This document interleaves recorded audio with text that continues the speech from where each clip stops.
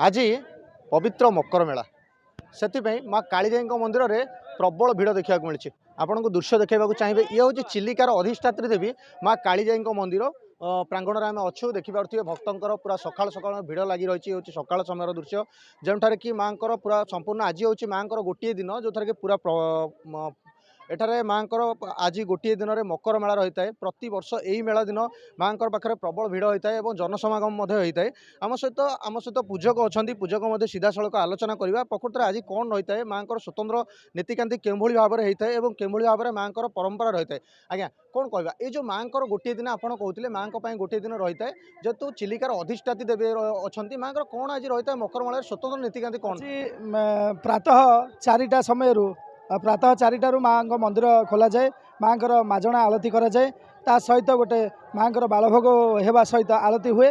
आज जो मुख्य पर्व अच्छी ये अधिष्ठात्री देवी चिलिकार जो माँ कालीजाई अच्छा आज हूँ माँ मकर मेला महोत्सव जोटा कि प्रति वर्ष गोटे दिन आज अपेक्षा करते भक्त मैंने समस्ते आशीर्वाद नेबाई आज दिन टी भारी आनंद उत्साह सहित भक्त मैंने आसी था माँ को दर्शन पाई। आज जो दर्शन माँ को कलापर आज जो माने आनंद विभोर जो अनुभूति आज संपूर्ण नियार अनुभूति मिलता है भक्त मान को। आम समस्त ब्राह्मण समाज ये सेवायत समाज भक्त मान मंगल माँ को सब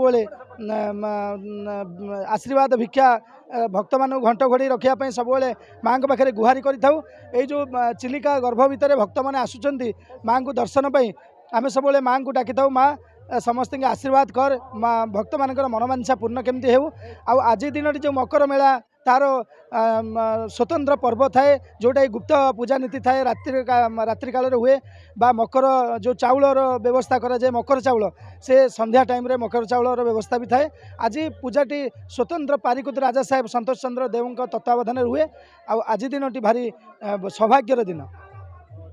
आज गोटे दिन रजा आसती माँ पाखे स्वतंत्र नीतिकांति होता है से गुप्त नीति होता है रातिर होता है वर्षकर थरिए मात्र होता है ये गुप्त नीति माँ पाखे जेहेतु ब्राह्मण महोदय जो संपूर्ण भाव सूचना देते के भाव में जो माँ पूजा पर्व नीति अनुष्ठित होता पूरा दिन तमाम एथरे गहली चहली लगी रही वर्षकर गोटे दिन यही मकर दिन ही कालीजाई माँ पाखे भिड़ जमी था और आशीष मिलता है। कृष्ण प्रसाद कालीजाई नीलकंठ प्रधान ओटीवी।